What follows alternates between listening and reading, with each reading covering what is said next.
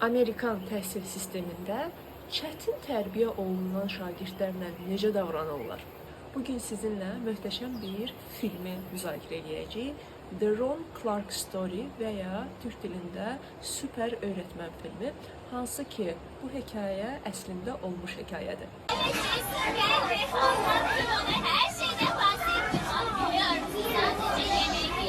Demek büyük düşünüyorsun ha? Büyük popolar mı?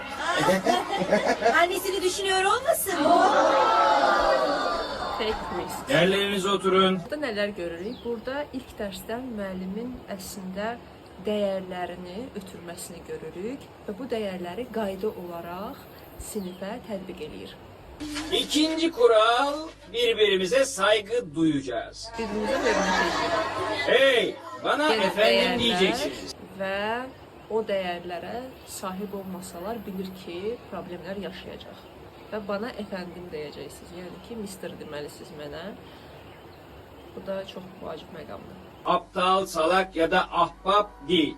Size bir şey sorarsam, evet efendim, hayır efendim diye cevap vereceksiniz. A, hı, ı, a, yok, tamam mı?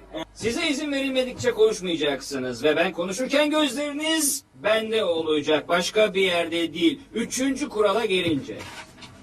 İşte üçüncü kural. Öğle yemeği için girer çıkarken sıra halinde hareket edeceksiniz.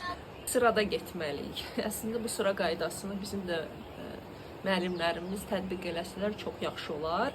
Və indi növbəti kadrlarda görəcəyik ki, sıra qaydası pozulanda nələr baş verir. Ümid edirəm sizin üçün maraqlı oldu. Şərhlərdə yazın görək, növbəti hansı filmi müzakirə edək.